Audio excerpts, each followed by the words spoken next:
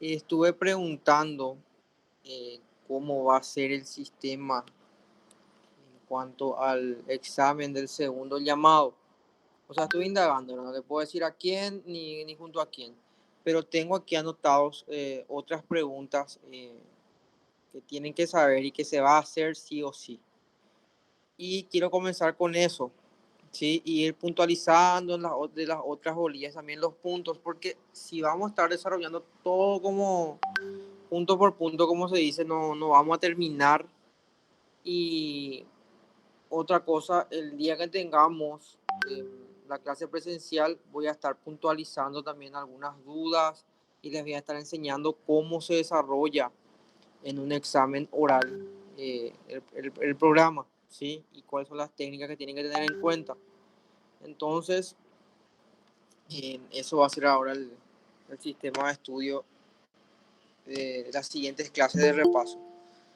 Bueno, hablemos de la siguiente lección que habla sobre el concepto del derecho. ¿Qué hay que saber de estos puntos que preguntan sí o sí?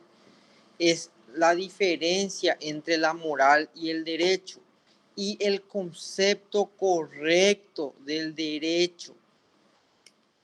Tipo, estas son preguntas que te pueden salvar en la mesa para un glorioso 2, como se dice, o así también como para los alumnos que tienen a sacar, en este caso, buenas notas, como un 4, como un 5.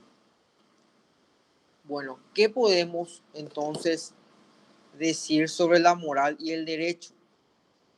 ¿Cómo podemos diferenciar a la moral del derecho? Bueno, sabemos que la moral es todo lo que se manifiesta, en este caso, internamente, dentro del ser humano. Y el derecho es lo que se manifiesta de forma externa. Ahora bien, hago la pregunta a la clase. ¿La moral es coercible o el derecho es coercible y por qué? Esto es pregunta de mesa. ¿Alguien me puede decir si la moral es coercible? ¿Saben lo que es coercible, verdad? No es coercible. El derecho sí, porque está escrito, está legislado y puede castigar. ¿Y mediante qué se aplica la coercibilidad en el derecho? Bueno, les digo ya La ley para... escrita. Sí, la ley escrita sí, pero ¿mediante qué? Mediante la fuerza pública. ¿Por qué? Porque ante el incumplimiento de alguna norma se aplica la coercibilidad, es decir, la aplicación de la fuerza en caso de incumplimiento de la ley. Sí, en este caso, a ver, ¿quién le voy a poner ejemplo acá? A ver, Mavi. Es citada ante el Ministerio Público para una audiencia indagatoria y ella se hace la desentendida, no se va. A la segunda se le vuelve a citar, tampoco se va. Como que ella está haciendo caso omiso a una norma, a una ley, ya se puede aplicar la coercibilidad. Eso quiere decir que desde, en este caso, ya puede salir una orden de captura para ella, para que la Policía Nacional, que es la encargada de aplicar la coercibilidad, pueda aplicar la fuerza para que en este caso se vaya a su audiencia, ¿sí? Esto es la coercibilidad, es la aplicación de la fuerza cuando se viola alguna norma o alguna ley, así díganle al profesor. En este caso el derecho sí es coercible, porque si vos violás esa norma o no la cumplís, se puede aplicar la fuerza. En este caso, la moral no, la moral no es coercible, ¿sí?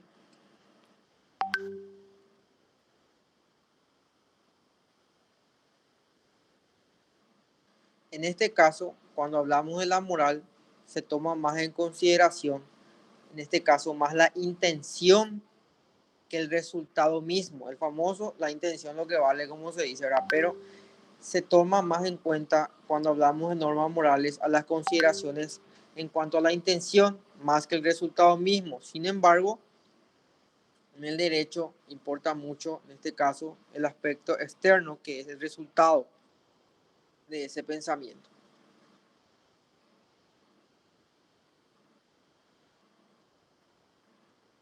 Bueno, ahora bien, voy a preguntar al profesor en cuanto al concepto del derecho, ¿qué decía del derecho Celso? O sea, ¿cómo definía Celso al derecho? Y Celso definía al derecho como el arte de lo bueno y lo equitativo. ¿Sí?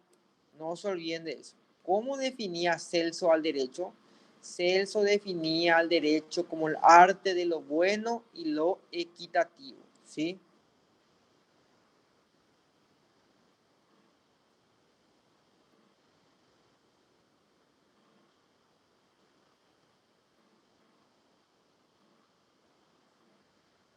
Bueno, ahora bien, siguiente pregunta. ¿Cómo definía al derecho Ulpiano? O sea, ¿qué decía Ulpiano en cuanto al derecho? ¿Sí? En este caso, ya en las institutas se enunciaban los preceptos del derecho, que Ulpiano la definió como vivir honestamente, no causar daño a otro y dar a cada uno lo suyo. ¿Sí? Pero en este caso, el profesor le va a preguntar, en cuanto a la definición de Ulpiano, que es vivir honestamente, no causar daño a otro y dar a cada uno lo suyo, ¿quién fue en este caso que implementó o sacó la palabra dar a cada uno lo suyo y implementó dar a cada cual lo que le corresponde? Fue Cicerón.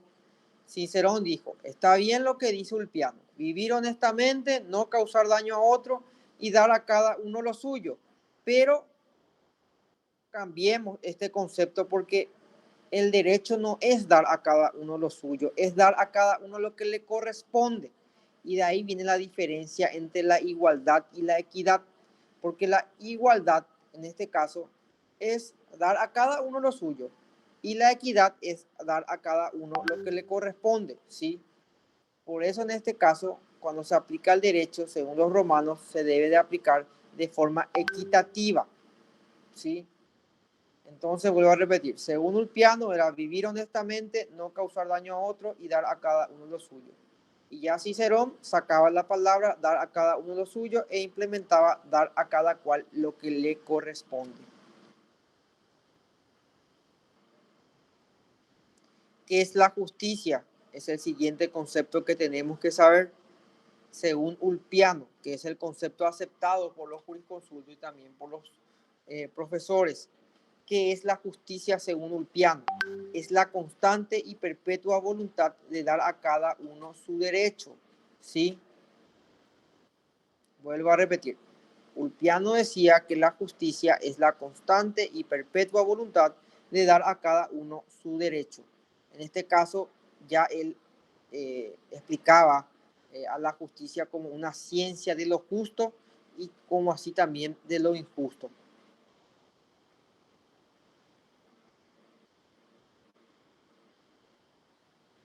A ver, según los romanos, ¿cómo definían a la jurisprudencia? Bueno, la jurisprudencia, en este caso, según los romanos, equivale al conocimiento de la ciencia del derecho o al conjunto de fallos constantes y firmes que decidían los jueces. Pregunta de mesa en cuanto a la jurisprudencia. Según nuestra legislación paraguaya, ¿la jurisprudencia se aplica o no se aplica en la decisión o en la toma de decisiones de los jueces? ¿Se aplica o no se aplica la jurisprudencia? La jurisprudencia es un fallo, en este caso, de un juez, ¿sí? Al conjunto de fallos de un juez. ¿Saben lo que es fallos? Fallos son las decisiones, ¿sí? ¿Qué decidió el juez sobre tal caso? La decisión que empleó ese juez sobre tal caso, a eso se le llama jurisprudencia. Le pongo un ejemplo, a ver quién me sale en la pantalla. Ahí Pedro y Laura. Bueno, en este caso, Pedro incurrió en un homicidio culposo, ¿sí? En este caso, él salía de una fiesta ebrio, pasó luz roja y le atropelló a Laura y le mató, ¿sí? En este caso se elevó a juicio oral y público y Pedro fue condenado, en este caso, a solamente 5 años de prisión. ¿Sí? El juez de sentencia, en este caso, le condenó a Pedro a 5 años de prisión. Esa decisión que realizó ese juez es una jurisprudencia, es un fallo. ¿Sí? Los fallos son decisiones de los jueces, la jurisprudencia son decisiones de los jueces. Ahora bien, la pregunta es si se aplica o no se aplica la jurisprudencia para la decisión de los casos. En este caso, en nuestro país, por ejemplo, acá Alejandro comete el mismo hecho en contra de Ariel. ¿Sí? Él se va totalmente ebrio a salida de una fiesta, pasa la luz roja, atropella a Ariel y lo mata. Se eleva a juicio oral y público su causa. Ahora bien, el juez tiene que, en este caso, basarse en su decisión en una jurisprudencia en el cual ya había un fallo similar a eso o puede inclusive sobreseerla, no le encuentra culpable a Alejandro. ¿Cómo se va a aplicar la decisión de ese juez según nuestra legislación?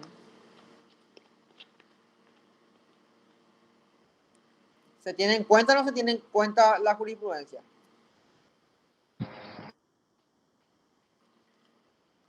Yo creo que sí. Yo creo que sí se va a tener en cuenta. Si es que no es, si es que el fallo no sería más favorable o que a quien cometió el mismo hecho. Otra respuesta más. Porque creo que el único que participa es Pedro. Bueno, en este caso la respuesta del compañero Pedro fue que sí, sí va a importar, dice él. En este caso, si es que la decisión tomada por los jueces no va a afectar o no va a ser más favorable, en este caso a Alejandro, ¿verdad? La respuesta a esto es que sí, sí se tienen en cuenta las jurisprudencias aplicables al caso concreto. ¿Sí? ¿Por qué? Porque un juez no puede decidir de otra forma que decidió en un caso similar. Y les pongo un caso particular mío. El año pasado nos fuimos a juicio oral y público con el fiscal del caso, ¿verdad? En este caso yo era el abogado defensor de fulano. Voy a poner acá ejemplo. Yo era el abogado defensor de Alejandro, el mismo hecho. Alejandro le atropelló a Ariel Caure y le mató. Bueno, en este caso nos fuimos a juicio oral y público y como la querella, o sea, en este caso los padres de la víctima tenían contacto en el juzgado penal de sentencia, lograron que se le condene a mi cliente por más años, ¿sí? Porque encontraron agravantes y todo eso. Bueno, le condenaron a mi cliente a casi 13 años de prisión, ¿sí? Bueno, ellos así nada más. Se le condena a Alejandro por el hecho punible de homicidio culposo en su inciso tanto, agravante tanto, a 14 años de prisión. Bueno, en ese caso se decidió ya eso en el tribunal de sentencia y yo apelé esa decisión. Esa apelación planteé yo argumentando que existe una jurisprudencia hace 2 años en un caso similar donde fulano salió ebrio de una discoteca y fue y le atropelló a una persona y le mató. Y solamente se le condenó a 5 años de prisión. ¿Sí? Porque supuestamente no estaba consciente, Eso fue hace 2 años ya, pero ahora ya cambió ya la norma en cuanto a eso. Pero no estamos en clase de penal, así que no le voy a estar explicando eso. A lo que voy es que yo gano en tercera instancia en la Corte Suprema de Justicia. ¿Por qué? Porque la decisión ya, en este caso, de los ministros en la Corte Suprema de Justicia, me da razón a mí en mi apelación. ¿Por qué? Porque nuestra legislación paraguaya se basa en la jurisprudencia. Un juez no puede juzgar de manera diferente a otra persona por el mismo hecho. Entonces, la respuesta es que sí, se utiliza la jurisprudencia para juzgarle de la misma forma a esa persona por el mismo hecho. ¿Se entendió? Sí, sí, bro.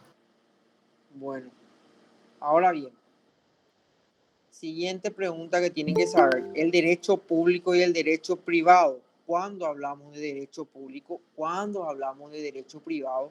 En este caso, Ulpiano nos dice que existen dos aspectos del estudio del derecho, tanto en el público como privado. Dice Ulpiano que el derecho público es el que se refiere siempre al estado de la cosa romana. No se olviden de contestar así. Cuando habla de derecho público, cuando se habla de derecho público, perdón, Ulpiano se refiere al estado de la cosa romana. Y cuando se habla de derecho privado es aquel que se refiere a la utilidad de cada individuo, pues unas cosas son útiles públicos y otras privadamente. Si el profesor le pregunta, ¿cuál es la diferencia entre el derecho público y el derecho privado? Le van a contestar lo siguiente. El derecho público es aquel que netamente se refiere a la cosa romana. No es de utilidad de cada individuo, profesor. Sin embargo, el privado es netamente lo contrario. Refiere a esa utilidad de cada individuo. ¿Por qué? Porque netamente las cosas son útiles para el público como así privadamente. Esa es la diferencia entre el derecho público y el derecho privado. Bueno, estuve buscando el concepto en varios libros y pregunté en este caso cuál es el concepto del derecho natural que le gusta escuchar al profesor en la mesa, porque hay varias acepciones sobre el derecho natural, ¿sí? En este caso, el concepto que le tienen que decir de derecho natural es aquella norma que nos enseña, en este caso, la naturaleza a todos los animales, en este caso, que nos da derecho como por ejemplo a la alimentación, a la educación de los hijos, a la procreación, al matrimonio, es todo lo referente y aplicable a un ser viviente. Ese es el concepto correcto del derecho natural. Sí, vuelvo a repetir, es ese derecho que nos enseña la naturaleza, es decir, a todos, inclusive a los animales, inclusive que se le da derecho a la procreación, a la educación de los hijos, al matrimonio. Es todo lo aplicable a un ser viviente. Ese es el concepto correcto del derecho natural.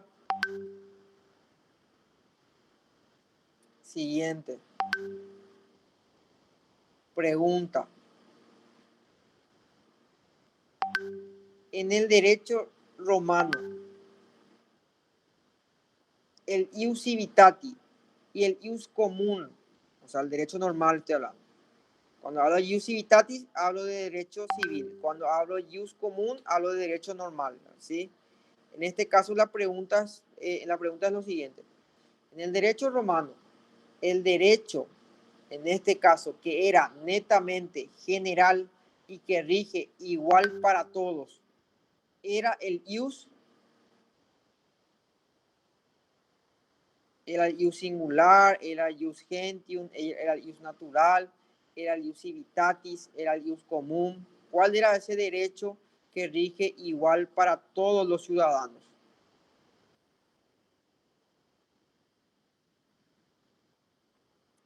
Ese derecho que era igual para todos los ciudadanos, sin distinción alguna, era el ius común, ese derecho general para todos, ¿sí?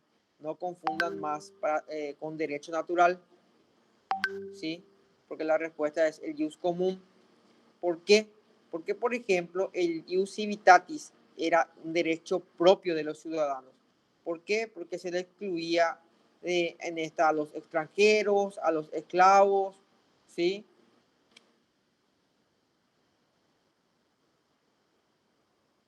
Siguiente. ¿Mediante qué técnica los romanos interpretaban las leyes? Pregunta de mesa. ¿Mediante qué técnica los romanos interpretaban las leyes? La respuesta es la siguiente. Los romanos interpretaban las leyes mediante la hermenéutica jurídica. ¿Sí? Vuelvo a repetir. ¿Mediante qué técnica los romanos interpretaban las leyes? Los romanos interpretaban las leyes mediante la hermenéutica jurídica. No se olviden de eso.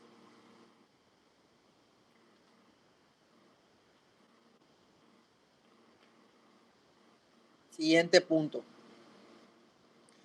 ¿Qué significa el principio de la irretroactividad de la ley en el derecho romano y en nuestra legislación? Es la pregunta. Cuando hablamos del principio de la irretroactividad de la ley, según los romanos, estos establecían que las leyes se hacen mirando al futuro y como consecuencia no pueden regir para los hechos pasados, sobre todo cuando estos han producido todos sus efectos jurídicos. Decía en este caso un jurisconsulto que establecía el concepto del principio de irretroactividad de la ley. Vuelvo a repetir.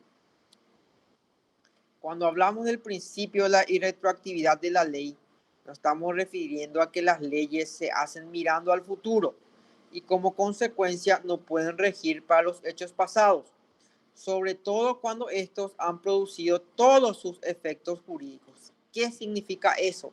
Le pregunto al profesor. ¿Alguien me puede hablar de la irretroactividad de la ley con algún ejemplo que le venga en la cabeza?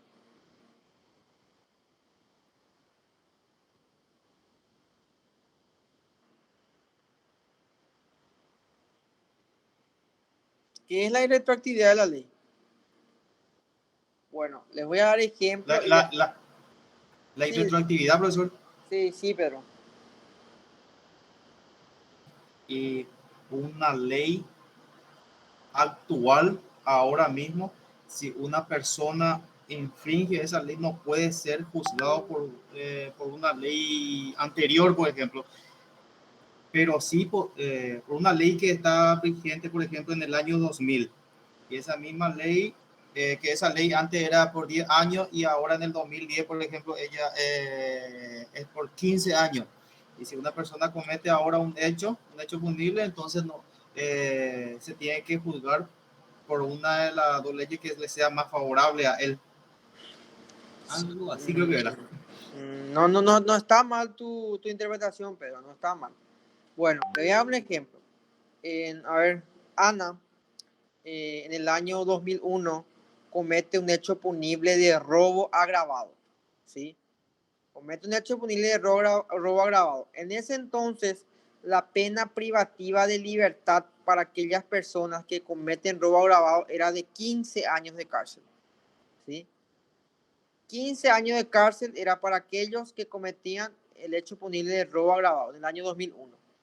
Ahora bien, Ana estuvo prófuga todo ese tiempo y recién en el 2020 fue aprendida. Pero ya en el 2020 la ley cambió.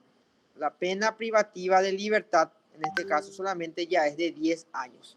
Pero ella cometió el hecho punible en el año 2001 cuando regía esa ley que era 15 años. 15 años. Estoy dando ejemplo de que el profesor a sí mismo le va a decir en la mesa. ¿Qué ley se va a aplicar en este caso y cómo se llama el principio? Principio de irretroactividad, lo he entendido, y esa ley que es ahora de 10 años nada más ya, porque es favorable al encausado. Muy bien. Se va a aplicar en este caso la ley de ahora. ¿Por qué? Porque es más favorable en este caso al encausado. ¿Por qué? Porque nuestra ley habla sobre el principio de la retroactividad, ¿sí? Que nadie será juzgado por una ley anterior siempre y cuando sea más favorable. Ahora bien, ¿y qué pasa si Ana cometió en ese entonces el hecho punible de robo agravado y la pena privativa de libertad era de 10 años y con esta nueva modificatoria recién ella fue aprendida en el año 2020 y la pena privativa de libertad ya es de 20 años? ¿Cuál ley se va a aplicar? La anterior, ese de 10 años. ¿Por qué? Porque le es más favorable a ella.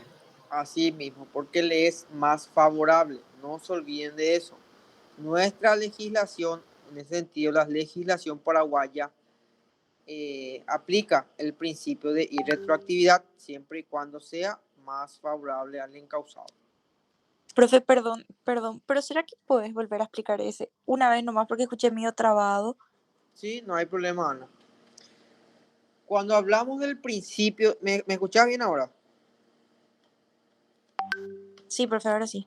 Bueno, cuando hablamos del principio de irretroactividad, estamos hablando de que las leyes se hacen mirando para el futuro y como consecuencia no pueden regir para los hechos pasados, ¿sí? Siempre y cuando sea más favorable al encausado. El ejemplo que puse es que, bueno, vos, Ana, cometés un hecho punible en el año 2000 de robo agravado. En ese entonces, en el año 2001, regía una ley que decía que toda persona que cometa un hecho punible de robo agravado será condenado con una pena privativa de libertad de 15 años. ¿Sí? Al momento vos de cometer el hecho, la pena privativa de libertad era de 15 años. Sin embargo, vos tuviste prófuga todos estos años y recién fuiste aprendida en el año 2020. Ya en el año 2020 se cambió esa ley y ya no es más la pena privativa de libertad de 15 años, sino más bien de 10 años. La pregunta es, ¿qué ley se va a aplicar a esta persona y cuál es el principio o cómo se denomina el principio de aquello? Bueno, la respuesta es que se va a aplicar en este caso la ley que es más favorable al sujeto. ¿Por qué? Porque en este caso nuestra legislación admite el principio de irretroactividad siempre y cuando sea más favorable al encausado. ¿Sí? En este caso es más favorable a Ana la ley que se aplicaba en el momento en que ella cometió el hecho. No era más aplicable porque cuando eso era 15 y ahora es 10, entonces se va a aplicar este 10 nomás. ¿Entendiste? Sí, profe. Bueno, el siguiente o los siguientes puntos de otra bolilla que quiero tocar son los sujetos del derecho, que siempre tienen a confundir los alumnos de qué es el sujeto de la relación jurídica, quiénes son los sujetos de la relación jurídica. Cuando hablamos de sujeto de la relación jurídica, sí o sí nos referimos a la persona que es titular de ese derecho o de esa obligación. ¿Sí? Vuelvo a repetir, cuando me refiero al sujeto de la relación jurídica, me refiero a esa persona que es titular de ese derecho o de esa obligación. Ya en el derecho romano se utilizaba el término persona para referirse al sujeto de derecho y obligaciones, ¿sí? Ahora bien, ¿cuál es el concepto correcto de persona y de dónde provino ese concepto? Es la pregunta de mesa. En este caso, el concepto persona o el origen de ese vocabulario proviene de máscara, ¿sí? El vocablo persona proviene de máscara. Era una alteración vulgar del griego prosopón. O sea, en simples palabras, era una máscara que llevaban los actores y que les cubría todo el rostro, ¿sí? Y que hacía resonar su voz. O sea, se hacían escuchar en este caso, ¿sí? Bueno, eso es el concepto correcto de persona, ¿sí? Ahora bien, hablemos de los requisitos de la persona jurídica individual. Sabemos que la persona es todo titular de derechos y obligaciones, ¿no? Cuando una persona tiene capacidad de ser centro de imputación de normas jurídicas o de sujetos de derecho, como dice el libro, se dice que tiene personalidad jurídica. Vuelvo a repetir. Cuando una persona tiene personalidad jurídica, cuando tiene esa capacidad de qué cosa, de ser centro de imputación de normas jurídicas o sujetos, en este caso de derechos.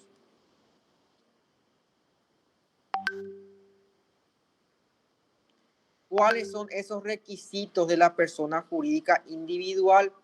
Bueno, tienen que citarle los 5 requisitos de la persona jurídica individual.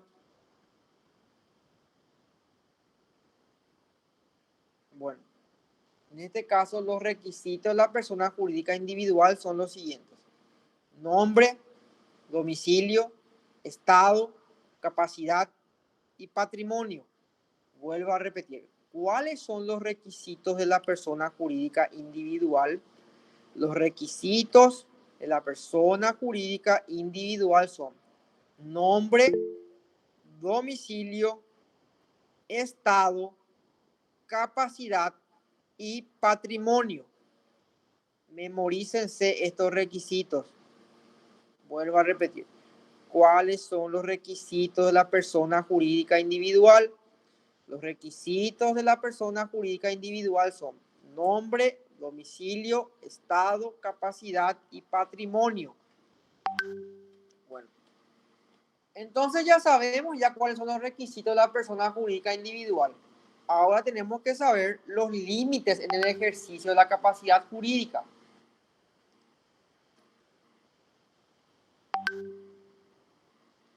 Bueno, en Roma, cuando hablamos de los límites en el ejercicio de la capacidad jurídica, primero tenemos que hablar de la edad, ¿sí? De la edad. Bueno, en este caso, Justiniano enmarcaba los límites del ejercicio de la capacidad jurídica en la edad en 5 fases. Primero, encontramos la infancia, encontramos la pubertad, la mayoría y la senectud, dice el libro de Girardi. Estas 5 fases, en este caso, son lo que dividía Justiniano la edad, ¿sí? Vuelvo a repetir. Los límites en el ejercicio de la capacidad jurídica son la edad, el sexo, la enfermedad, la clase social, la profesión, la religión. Esos son los límites de la capacidad jurídica en Roma. La primera opción es la edad. Justiniano dividía en 5 fases la edad: la infancia, la pubertad, la mayoría y la senectud, ¿sí? Luego el sexo. Bueno, este es un punto muy controvertido. ¿Por qué? Porque ahí tenemos que hablar, Dani.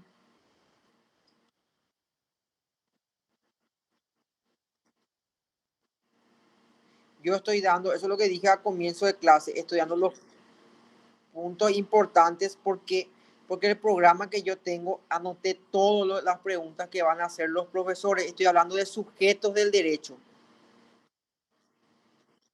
Ah,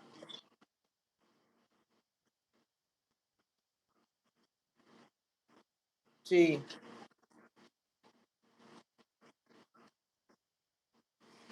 Y mira, te digo cómo hago yo, porque acá no tengo cómo compartir por el tema de que estoy en mi oficina, no estoy en mi casa. Si estaba en mi casa, sí, pero estoy dando en mi oficina. Hoy vine acá por el tema de la tormenta y entonces estoy desde el celular nomás. Tipo, mañana sí ya voy a poder compartir ya, porque pasa que ayer traje todas mis computadoras de la oficina, traje a casa y hoy no iba a abrir mi oficina por algún motivo. Y como que ya me quedé por la tormenta acá nomás ya, entonces estoy dando de mi celular la clase. ¿Está bien? Pero le va a reservar porque estoy dando los puntos que tienen que saber, tienen que, en este caso, cuáles son las preguntas que hacen los profesores. Y todo esto está en su programa, ¿sí? Sujetos del derecho está en su programa. El concepto de persona está en su programa. Los límites en el ejercicio de la capacidad jurídica está en su programa. ¿Está bien? Bueno. Profe, ¿qué tal? Sí, Leonardo. Sí, la compañera Mavi pregunta si la clase de mañana va a ser presencial o va a ser virtual, dice. No sé cómo quedamos con Daniel, eso, porque él es el que maneja eso. Daniel.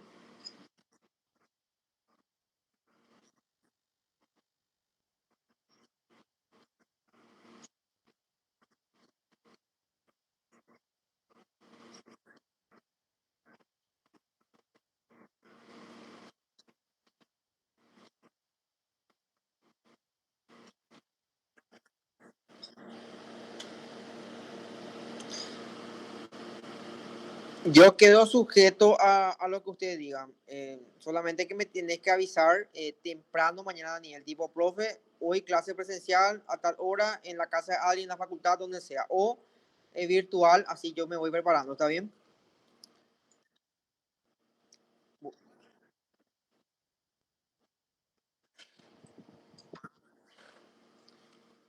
Bueno, vuelvo a repetir, chicos y chicas. La clase de hoy, en este caso, en- estoy dando los puntos importantes que tienen que saber. Ya eh, luego tocaremos los puntos ya de acuerdo al programa, de acuerdo a cómo quiero que desarrollen y todo eso, ¿sí? Pero estos son puntos que me tomé el atrevimiento de preguntar y de anotar que tienen que saber sí o sí. Luego le van siguiendo el hilo con el programa ustedes que supongo que tienen a mano. Y así como dije, les agradecería que mañana o no sé, igual al término de la clase ya dependo ya de ustedes, tipo si va a ser presencial o va a ser virtual para yo ir en este caso viendo mis cosas y mi tiempo, ¿sí?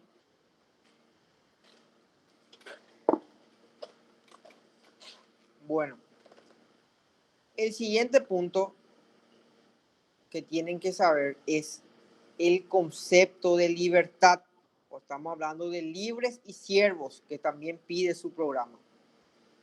Ahora bien, ¿cuál es el concepto correcto de la libertad? La libertad es la facultad natural que tiene cada uno de hacer lo que quiera, siempre que no se le impida la fuerza o el derecho. No cometan el error en la mesa de decir siempre que es la facultad natural que tiene cada uno de hacer lo que quiera. ¿Por qué? Porque es un concepto incompleto. Porque siempre la libertad es la facultad natural que tiene cada uno de hacer lo que quiera, siempre y cuando no se le impida la fuerza o el derecho, o en este caso no esté infringiendo la ley. ¿Sí? Ahora bien, ¿cuál era la diferencia entre esa persona libre y el siervo? También pregunta de mesa. La diferencia principal con respecto a un esclavo consistía en que, en general, no podía ser vendido o separado de la tierra que trabajaba y en que jurídicamente era, en este caso, un hombre libre. Ya el señor feudal tenía esa potestad de decidir en numerosos asuntos de la vida de sus siervos y sobre sus posesiones, ¿sí?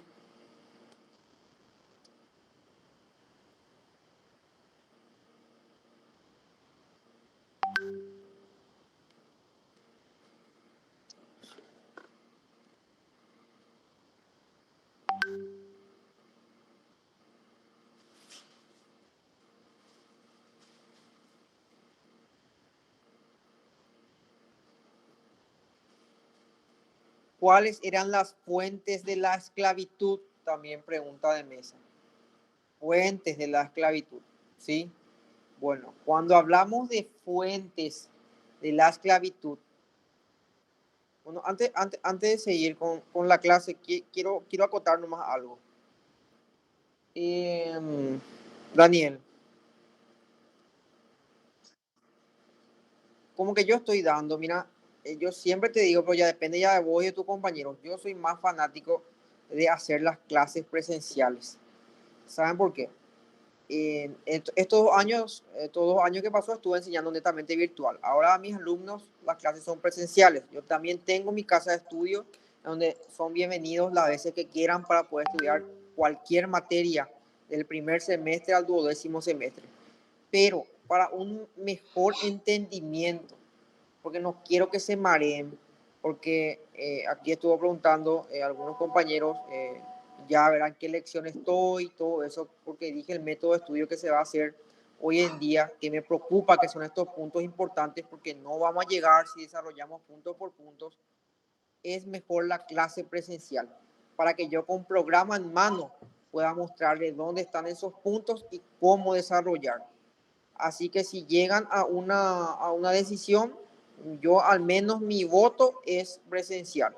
Ahora para que sepan. ¿Qué hora? Totalmente de acuerdo, profe. ¿Qué hora usted dispondría de tiempo y sugeriría comenzar la clase presencial?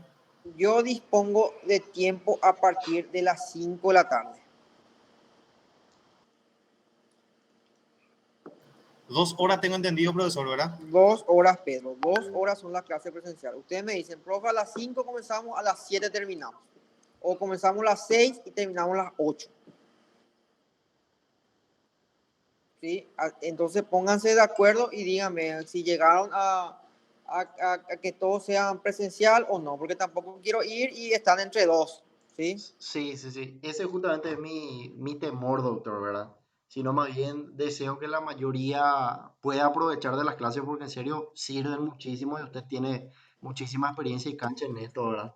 Sí, Entonces, si lo hacemos presencial, yo creo que presencial obviamente vamos a captar mejor la idea, vamos a poder entender mucho mejor, pero también me gustaría que cada uno también ponga de su tiempo, ¿verdad? Ya que estamos a días nada más del examen y van a ser solamente 2 días presenciales. Entonces, si desean hacerlo presencial, lo hacemos presencial, pero pongan un poquito de su tiempo, son solamente 2 horas y estoy seguro que van a ser muy bien aprovechadas. sí, así mismo es. Yo opto por las clases presenciales. Bueno, miren, yo soy de San Lorenzo. A lo que voy es que yo tengo que ir hasta Trinidad, ¿sí? Me tomo el tiempo para ir más a Trinidad para enseñarle a mis alumnos, porque en este caso le aprecio, ¿verdad? Como también el aprecio hacia Daniel por su esfuerzo que hace para poder, en este caso, contar conmigo para las clases presenciales. Pero él sabe cómo son mis clases presenciales. Acá creo que también la mayoría, Ana, Alejandro, Mavi, sabe cómo son las clases presenciales, como estuve explicando para el primer llamado, y se entiende mejor cuando es la clase presencial. Y si no quieren hacer en la facultad, o qué sé yo, por algún motivo, o le queda lejos, no sé, ¿verdad? Pueden hacer en la casa de alguien donde sea un punto neutro, donde yo también pueda irme y enseñarle ahí. Todo lo que no quiero es, vuelvo a repetir, que quedemos con la clase presencial y están entre dos. Entonces, sí, porque si es así, me quedo nomás en mi oficina y de acá nomás hago la clase. ¿Está bien? ¿Qué opinan, chicos, en este tiempito que estamos hablando sobre esto? Adri, está, bueno, Beta ya mencionó su parecer, Carmen, Eusebio, Hugo, Laura, Mavi, Pilar, ¿verdad? Me gustaría también saber un poquitito si hacemos mañana presencial, ¿se van a poder ir? ¿Les gustaría que podamos hacerlo presencial mañana o solamente el sábado?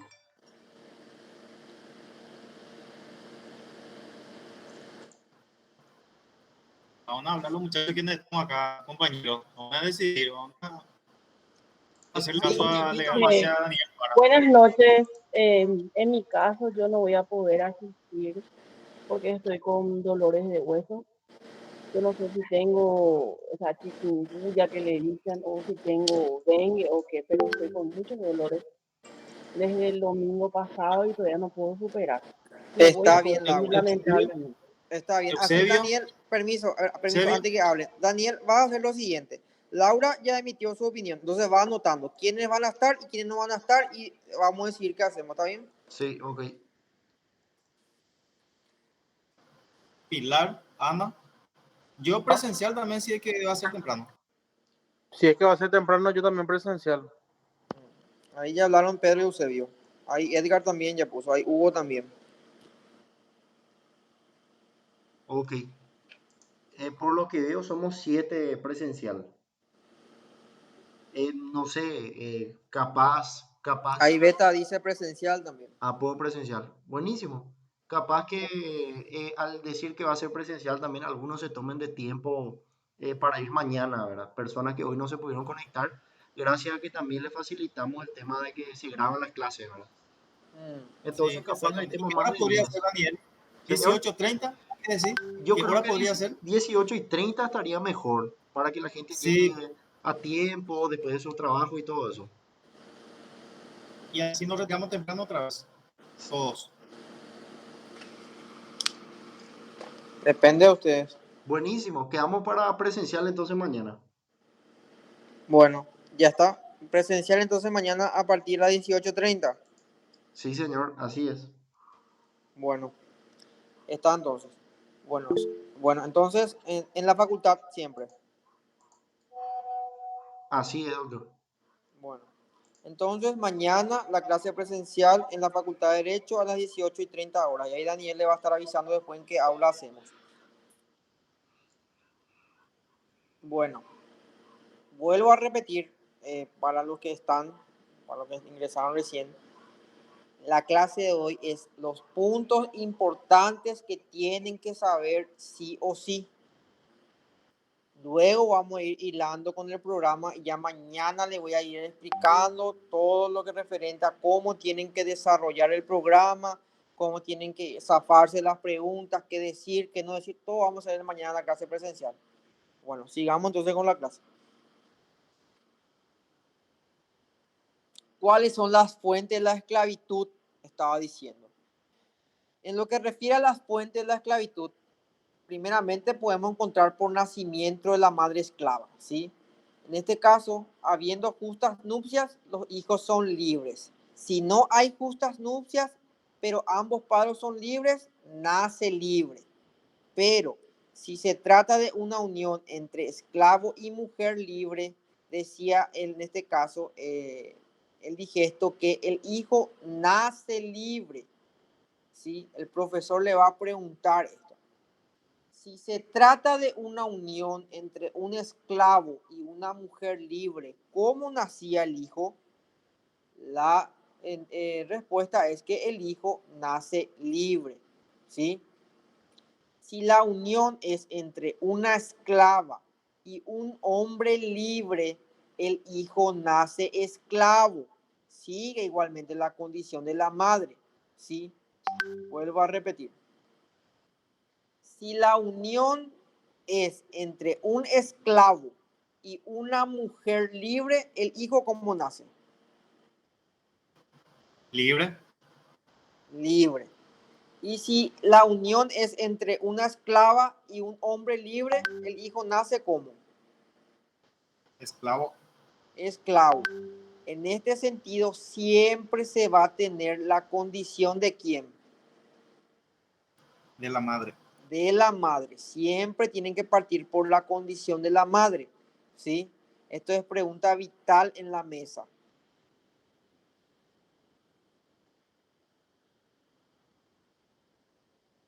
Y si en este caso el hijo nace durante que estuvo en cautiverio en guerra, ¿cómo nace? ¿Esclavo o libre?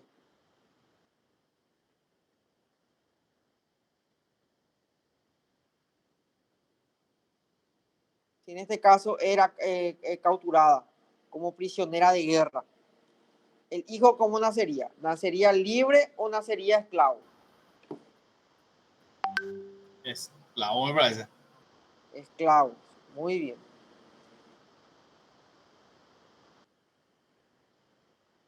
¿Cuáles son los casos en que en este caso se extingue la esclavitud? Vamos a hablar de los tipos de manumisiones, ¿sí? Bueno, aparte de la libertad por manumisión, ¿sí? Manumitir es dar la libertad a un esclavo, en este caso perdiendo literalmente la posibilidad de tener algún derecho sobre él, poniendo la mano sobre el hombro, ¿sí? Y el amo es que concedía este derecho a ese esclavo, poniendo así su poder, fin a su poder dominal. En este caso, manumisión significa otorgar la libertad, pero mediante un acto solemne. Ese acto solemne era el poner la mano sobre el hombro, ¿sí? Esa libertad que se le otorgaba al esclavo poniendo la mano sobre él era la libertad por manumisión. Vuelvo a repetir. Manumitir es dar la libertad a un esclavo perdiendo literalmente la posibilidad de tener algún tipo de poder dominal sobre él. ¿Cómo hacían esto? Poniendo la mano sobre el hombro. Ahora bien, aparte de esa libertad por manumisión, ¿Cuál era el otro tipo de libertad que existía? Es la pregunta de mesa. El otro tipo de libertad que existía era la libertad por imperio de la ley. En este caso, el Estado romano acostumbraba dar la libertad a siervos, en este caso que evidenciaban especialmente dotes de conducta. ¿Y cuáles eran esas dotes de conducta, el cual a ellos les servía, en este caso, para que se les otorgue la libertad? Era, por ejemplo, en este caso, aquellos que eran abandonados netamente por sus dueños por padecer, por ejemplo, una grave enfermedad.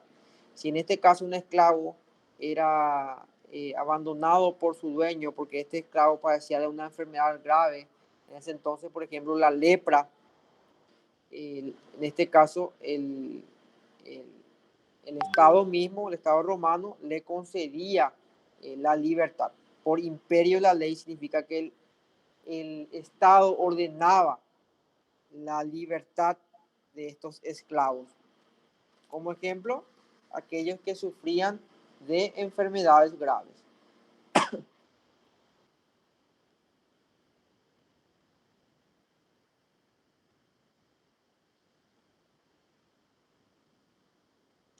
Ahora bien, ¿cuáles son aquellos tipos de manumisiones solemnes? Es el otro punto que tienen que saber. ¿Cuáles son los tipos de manumisiones solemnes? ¿Sí? Acá podemos encontrar la manumitio sensu. ¿Sí? ¿Qué era la manumitio sensu? Era la inscripción del esclavo, el cual se solicitaba por su dueño en las listas del censo.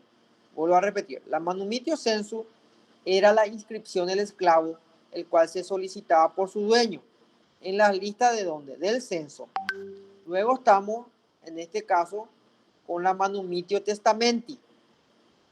¿Cómo era la manumitio testamenti? Que era un tipo de manumisión solemne.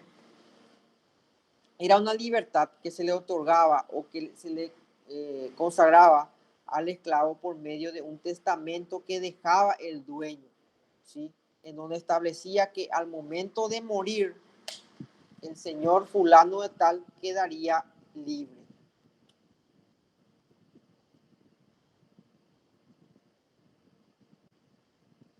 Y le va a preguntar acá, ¿cuál era en este caso la manumisión más común en esa época? ¿Cuál era el tipo de manumisión más común? Nos encontramos con la manumitio sensu, que no era tan común. Contamos con la manumitio testamenti, que tampoco era tan común. Ahora, el tipo de manumisión solemne más común en esa época era la manumitio vindicta. La manumitio vindicta consistía en que en un proceso en donde se solicitaba la libertad de ese esclavo por medio de un tercero, ¿sí? En este caso, ese tercero iba y solicitaba la libertad ante el magistrado competente.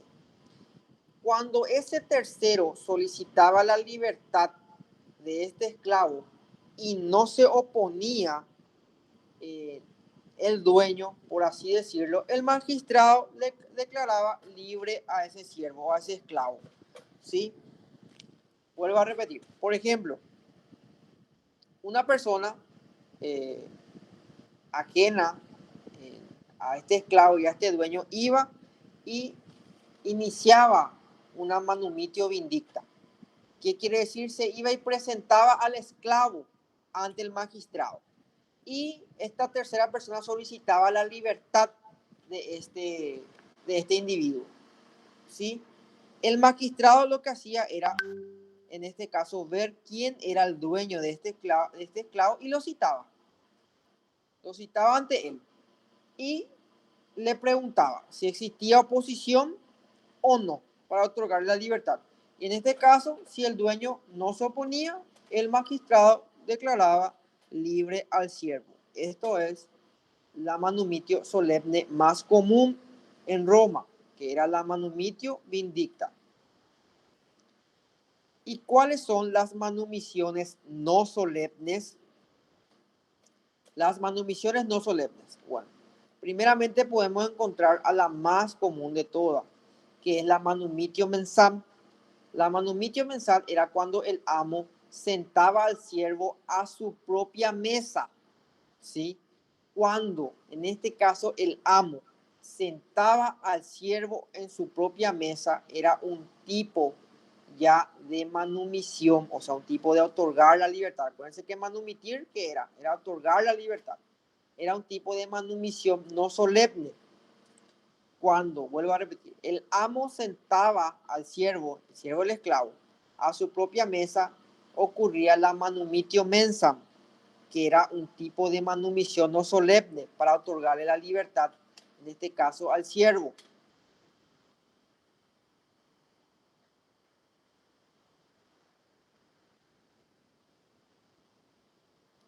¿Y cuál era, en este caso, la manumitio no solemne, en donde el dueño se dirigía al esclavo con una carta indicándole su voluntad de liberarlo? ¿Cómo se llamaba ese modo de extinguir la esclavitud, que es un modo no solemne de manumitir, en donde el dueño dirigía al esclavo una carta indicándole su voluntad de liberarlo? El dueño agarraba una hoja, escribía ahí lo que en este caso quería, que era la libertad de él, y le entregaba al esclavo. ¿Cómo se llamaba este tipo de manumisión? Pregunta de mesa. Este tipo de manumisión se denominaba manumitio per epistolam. ¿Sí? Está esto en el libro. Manumitio per epistolam, que era en este caso donde el dueño se dirigía al esclavo por medio de una carta indicándole su voluntad de liberarlo.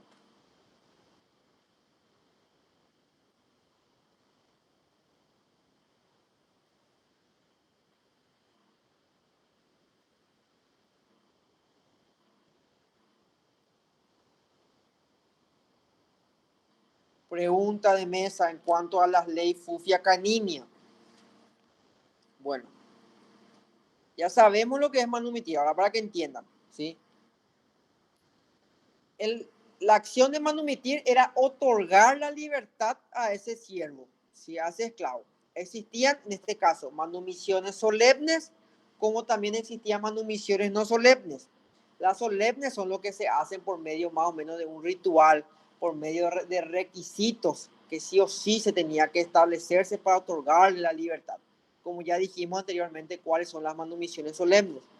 También dijimos las manumisiones no solemnes, que son aquellas que no constituyen ciertos requisitos o ciertos rituales para otorgar la libertad a este esclavo.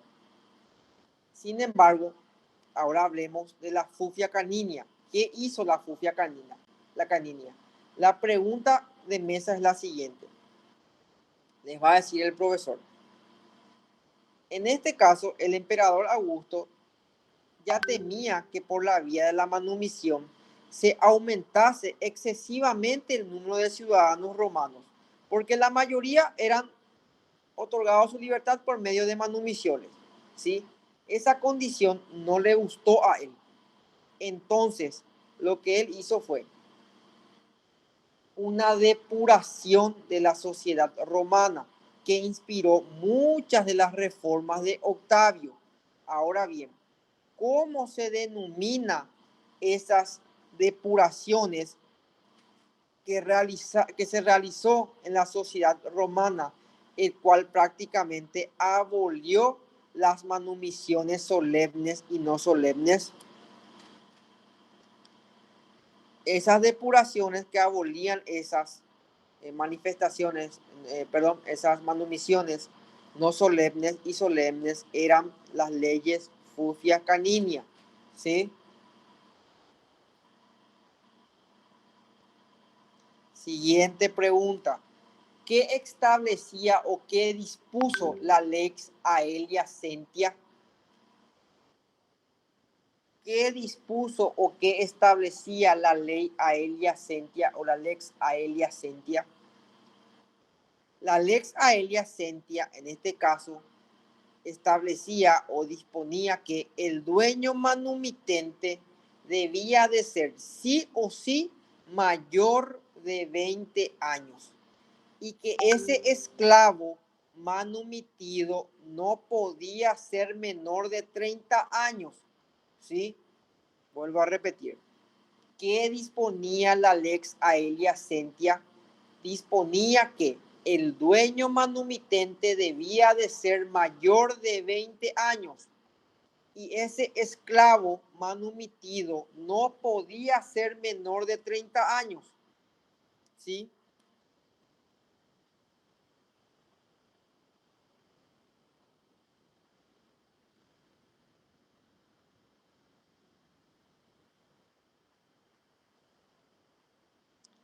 Ahora bien, siguiente pregunta. ¿Cuáles eran las condiciones de los libertos? Acuérdense que existía el liberto ciudadano, el liberto latino, el liberto dedicticio. Todos estos tipos de libertos tenían, en este caso, ciertas condiciones. ¿Sí? ¿Cuáles son esas condiciones de esos libertos? El liberto ciudadano, por ejemplo, podía votar, ejercer el ius commercium, ejercer el ius connubium, pero no las magistraturas. Y el liberto latino, en este caso el liberto de menos categoría que el ciudadano, eran ellos. Solamente gozaban del ius connubium y el ius commercium, con ciertas restricciones dada su forma irregular en la que fueron atribuyéndose a ellos. ¿Sí? Sin embargo, los libertos dedicticios no gozaban de ningún derecho y eran excluidos a 100 millas de Roma.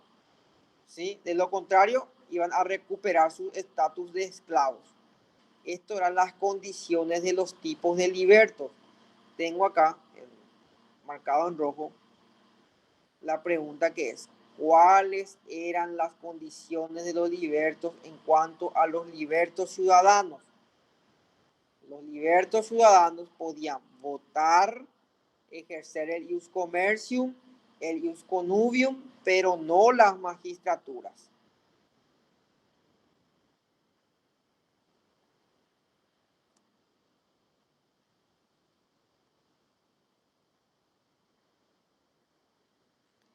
Siguiente pregunta. En cuanto a las reformas de Justiniano en la esclavitud, ¿cuáles fueron estas? O sea, lo que pregunta es, Justiniano, ¿qué hizo? ¿Qué es lo que reformó Justiniano con el tema de la esclavitud? Y la respuesta correcta es que, en este caso, Justiniano simplificó considerablemente las formalidades de la manumisión. ¿Qué significa simplificó? Eliminó, prácticamente eliminó él. Esto no, esto no, esto no, esto no. Entonces Justiniano reformó todo lo que refería a la manumisión. ¿Qué hizo Justiniano? Desapareció la manumisión censu, desapareció la manumisión vindicta y en este caso prácticamente todo debería de hacerse frente al magistrado. ¿Sí? E incluso también Justiniano simplificó o eliminó o desapareció, como quieran llamarle, la manumisión, en este caso realizada por testamento. ¿Sí?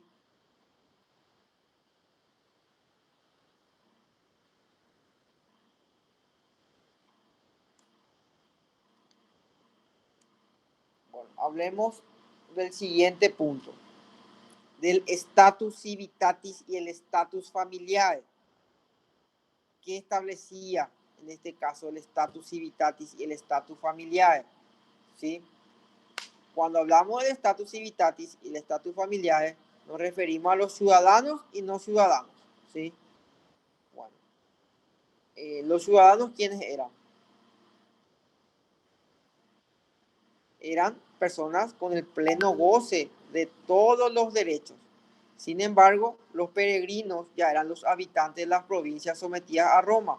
Eran las personas que no tenían el derecho de ciudadanía y los privilegios que tenían los ciudadanos. Entonces, en base a esto, vamos a desarrollar sus diversas clases.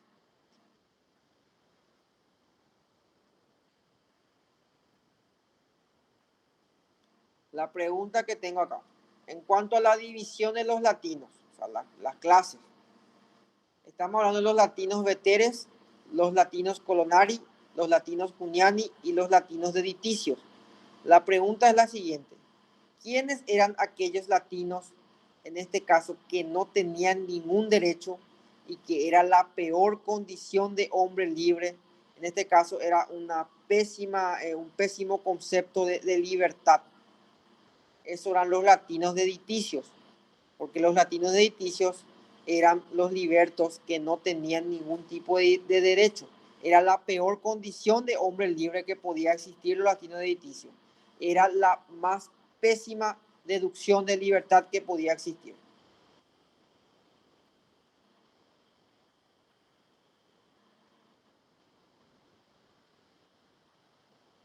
Ahora la diferencia entre personas sui juris y personas alieni juris. Pregunta también de mesa. ¿Quiénes son aquellas personas que se encuentran sometidos a la autoridad de otro? ¿Quiénes son? ¿Son sui juris o alieni juris?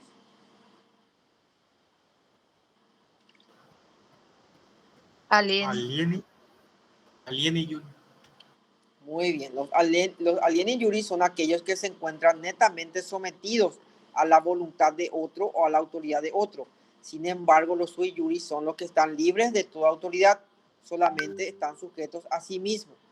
El sui juris en este caso goza en plenitud de los 3 estados. Le va a preguntar al profesor, ¿de qué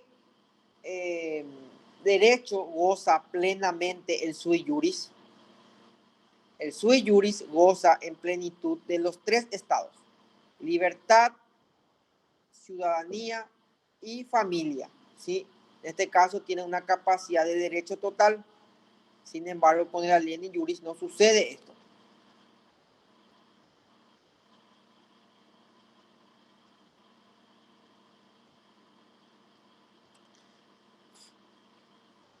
Siguiente pregunta. ¿Cómo se denomina al vínculo que une a los integrantes de una misma familia?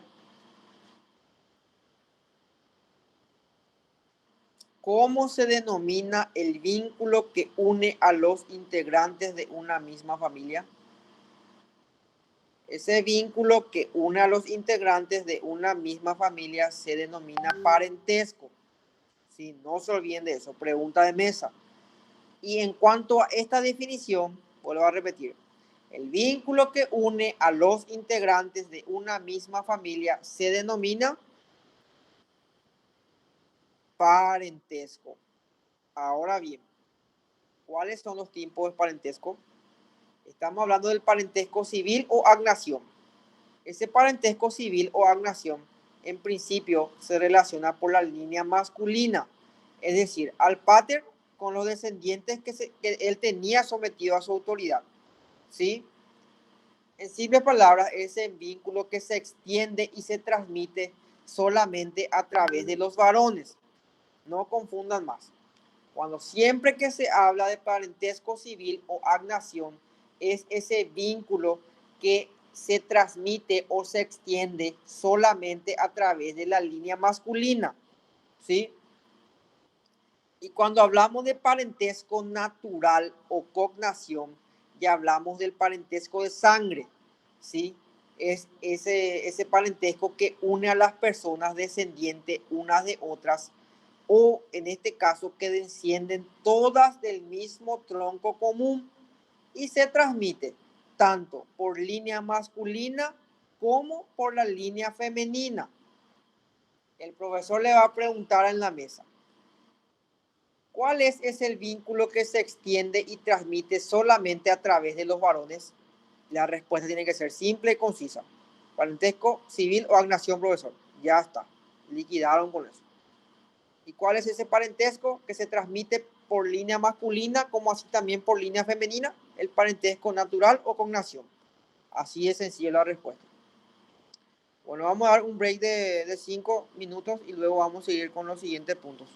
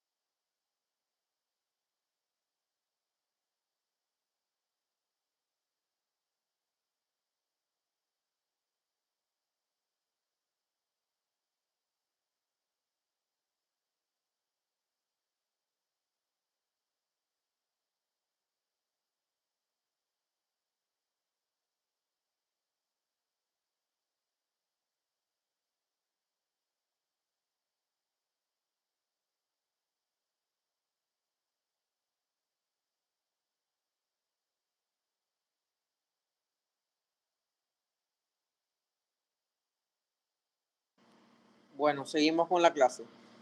Estuvimos hablando sobre el parentesco. ¿Cuál es la definición del parentesco y cuáles son los tipos de parentesco? Ahora bien, hablemos de la patria potestad. ¿Qué es la patria potestad y cuáles son los efectos del poder paterno sobre la persona de sus hijos? Cuando hablamos de la patria potestad, podemos decir que es una institución jurídica originada ya en la antigua Roma, adoptada por algunos países con diversos alcances. En este caso, regulaban las relaciones entre el padre y en las últimas décadas también con la madre. ¿Sí? Bueno, la patria potestad entonces, ¿qué era? Era ese derecho que ejercía de forma total el padre, o sea, el pater en este caso, sobre su esposa y sobre sus hijos y así también sobre sus esclavos. Bueno, en este caso, ¿cuáles eran los efectos de esa patria potestad o cuáles eran los efectos del poder paterno sobre la persona de sus hijos? Tenemos que decir que los poderes del padre eran plenos y absolutos. ¿Qué significa que los poderes del padre eran plenos y absolutos? El padre inclusive podía matarlos, venderlos y exponerlos, sin más restricciones que las impuestas por las leyes internas que regían ese desenvolvimiento dentro de la familia. A lo que voy es que el padre en este caso tenía, ¿qué cosa? Un poder absoluto sobre su familia. Podía matarlos, venderlos y exponerlos, ¿sí?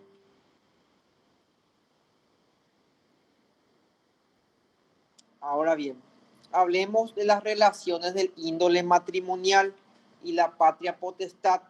¿Cómo eran esas relaciones de índole matrimonial y así también la de la patria potestad? El primer punto que quiero que sepan bien son los peculios. ¿Qué eran los peculios?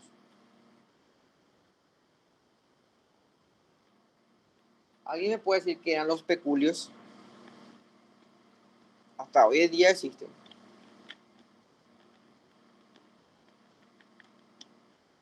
Pregunta de mesa. ¿Qué eran los peculios? Los peculios, en este caso, eran pequeños patrimonios. ¿Sí? Eran pequeños patrimonios. La pregunta es la siguiente. ¿Cuáles eran los tipos de peculios? Bueno, los tipos de peculios está el peculio profecticio. El peculio profecticio era el conjunto de bienes que el padre cede a los hijos para que vayan adiestrándose en la actividad económica.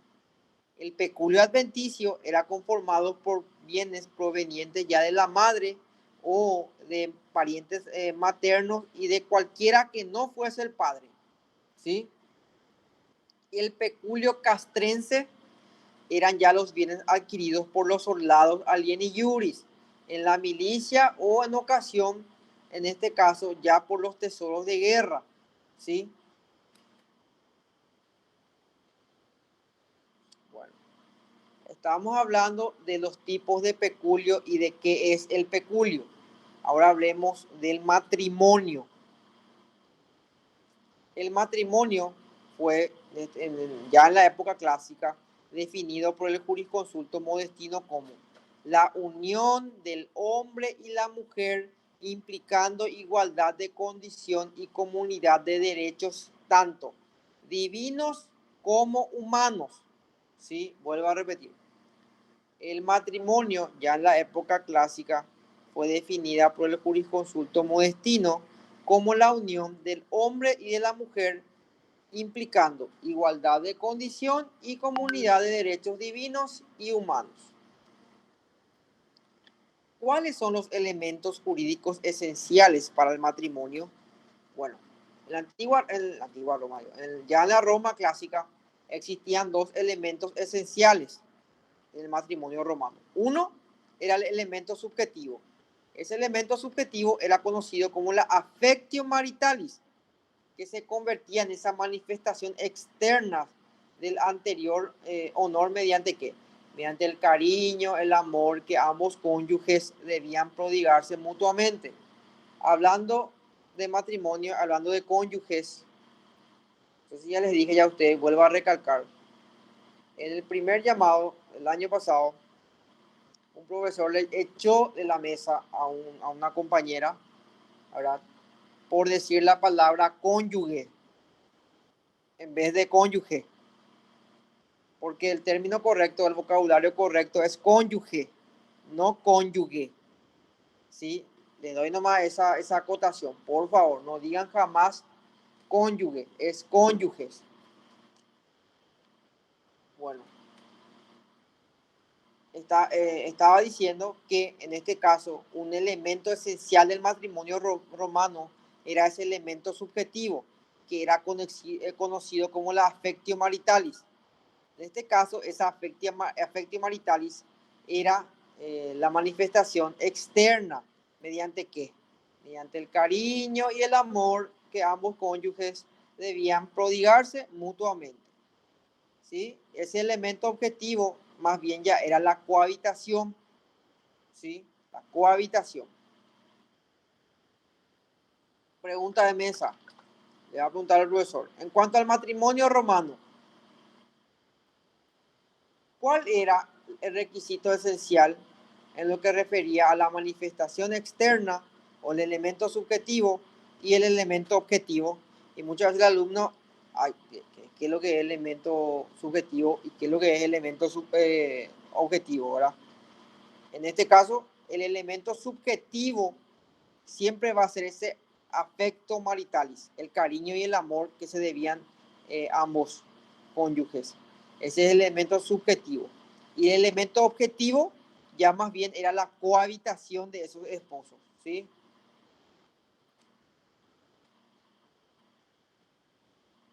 ¿Qué es la conventio in manu matrimoni causa? ¿Qué es la conventio in manu matrimoni causa? La conventio in manu matrimoni causa es la potestad de que el pater familiar adquiría sobre la esposa, ¿sí? Es decir, las mujeres al casarse formaban ya parte de la familia del marido y siendo alieni iuris del pater familiar del marido, pasando todos sus bienes a engrosar el patrimonio de la familia del esposo, ¿sí? En este caso se configuraba así el matrimonio cum manu y el derecho romano decía que se debía en este caso de adquirir de tres formas. Mediante la confarreatio. ¿Qué era la confarreatio? Era una ceremonia religiosa que se hacía ante el pontífice. Y la coentio era la compra o transacción comercial que realizaba la mujer. Esto es pregunta de mesa, chicos. Estamos hablando de la conventio in manu matrimoni causa. ¿Qué era la conventio in manu matrimoni causa? Era la potestad que el pater familiar adquiría sobre la esposa. Vuelvo a repetir. ¿Qué era la conventio in manu matrimoni causa? Era la potestad de que el pater familiar adquiría sobre la esposa. ¿Sí? ¿Qué quiere decir esto? Que las mujeres al casarse formaban parte de la familia del marido. ¿Sí? Entonces, todos los bienes, en este caso de la esposa, pasaba al patrimonio de la familia del esposo. Y cuando pasaba esto, cuando los bienes de la esposa pasaban al patrimonio de la familia del esposo, se configuraba el matrimonio cum manu. Y ese matrimonio cum manu se realizaba de tres formas. La primera es la confarreatio. La confarreatio es mediante una ceremonia religiosa que se hacía ante el pontífice, ¿sí? Y la coentio, que era la compra o transacción comercial de la mujer. Y el usus era la posesión ininterrumpida por un año de la mujer, ¿sí? En este caso podía interrumpir este efecto por pasar 3 noches fuera de la casa de la mujer. Eso decía el Ausupatio Trinoti, que era una norma que estableció un jurisconsulto en cuanto que En este caso, el hombre que pasaba 3 noches fuera de la casa de la mujer podría interrumpir, por ejemplo, ese bien por un año.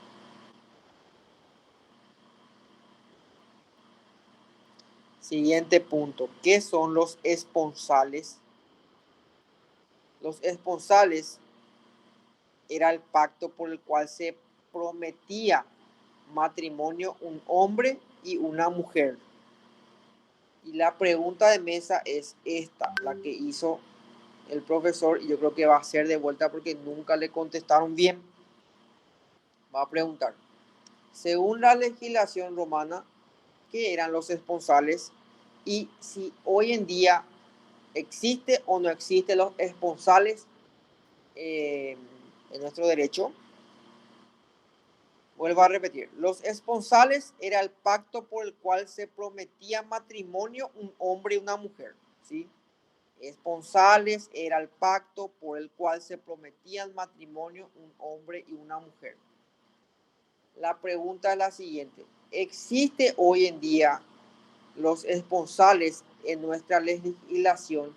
Y en caso de incumplimiento, ¿puede reclamar la persona con que no se cumplió algún tipo de indemnización? Le pongo el ejemplo, a ver quién me aparece acá. Hugo, en este caso, le promete matrimonio acá a Beta, ¿verdad? Le dice que se van a casar en noviembre de este año, ¿sí? Esa promesa que realiza Hugo a Beta es un esponsal, ¿sí? Era un pacto por el cual se prometía matrimonio entre un hombre y una mujer. Bueno, en este caso, los padres de Beta ponen, por ejemplo, la fiesta, ponen los grupos musicales, los padres de Hugo también ponen su parte. Lo que sí, las dos familias gastan dinero para la gran farra del matrimonio que va a ser en noviembre entre Beta y Hugo.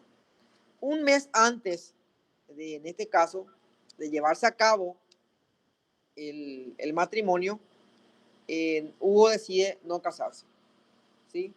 Se va, le dice a Bete, ¿sabes qué? No, ya no quiero casarme.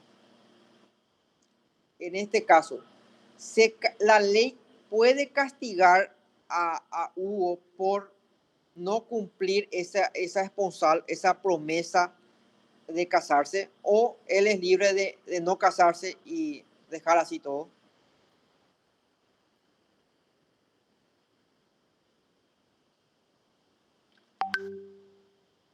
¿Alguien me puede dar alguna idea? ¿Sí o no nomás?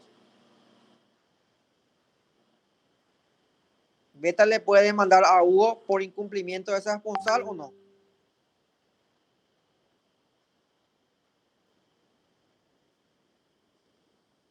Chicos, contesten sí o no nomás es la respuesta.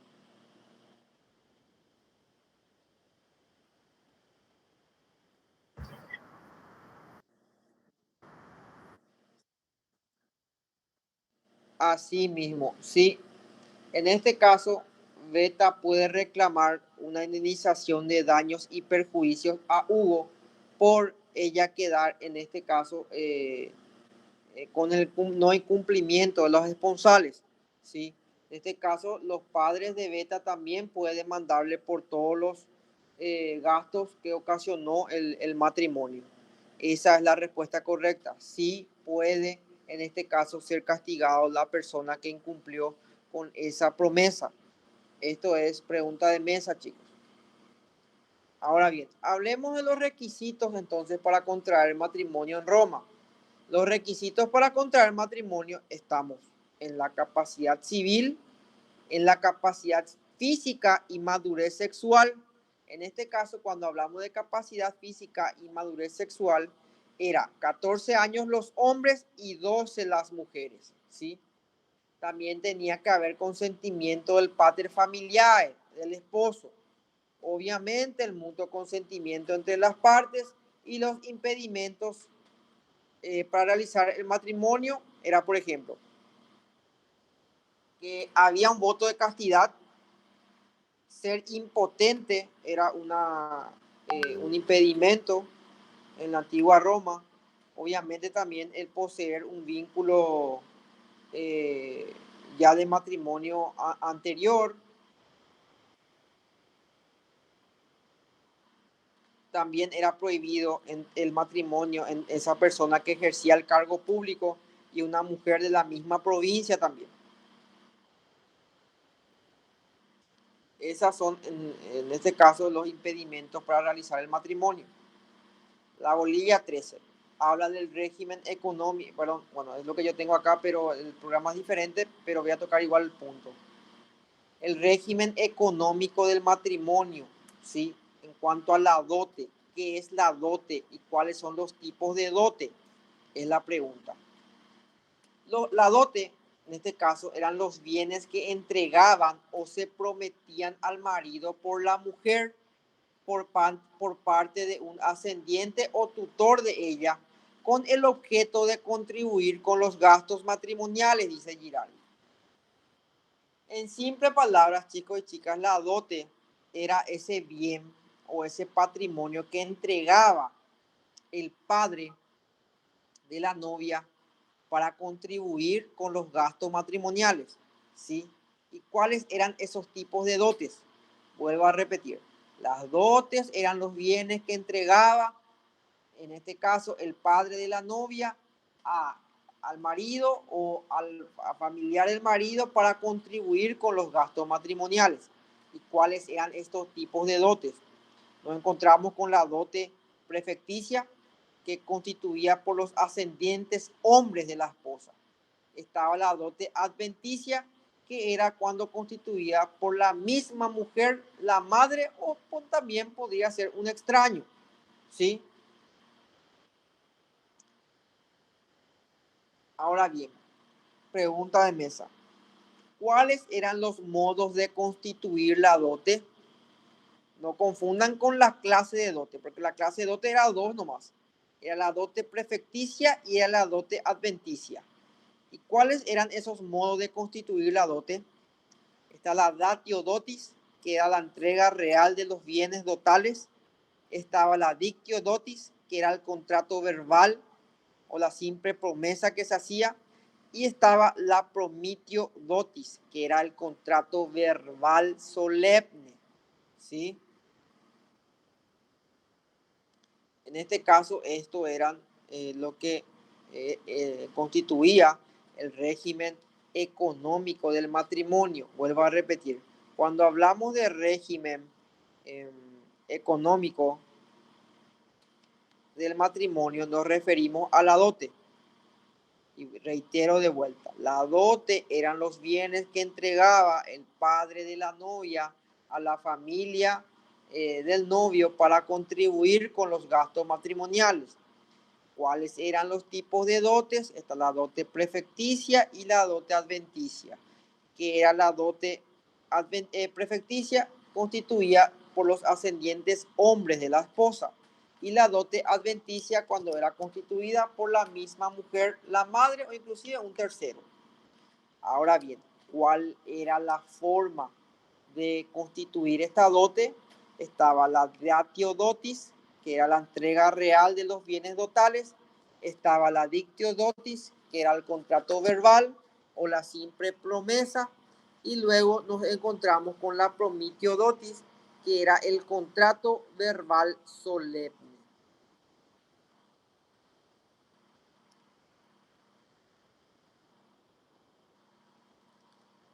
Bueno, estas son las preguntas que tienen que tener en cuenta.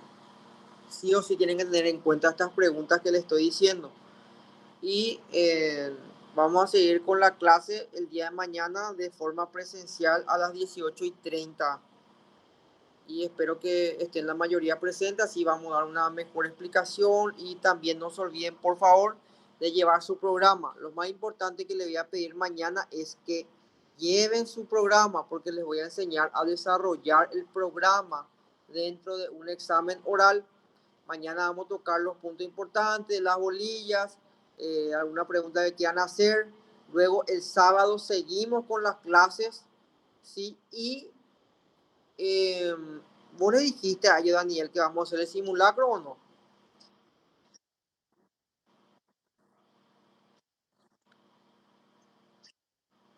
Bueno, entonces para que sepan, vamos a hacer un simulacro, así como les hice a los alumnos que rindieron el primer llamado y rindieron súper bien. Les voy a decir las cosas que tienen que tener en cuenta, lo que no y cómo tienen que rendir. Vamos a llevar el bolillero y van a rendir conmigo un examen oral y les voy a tomar cómo les van a tomar un profesor en segundo llamado, que es totalmente diferente al primer llamado, entonces también para que estén presentes. Y bueno, damos por terminado entonces la clase de hoy, chicos y chicas. Gracias por su atención y nos vemos mañana, Dios mediante. Dale. Gracias, profe. Sí, doctor.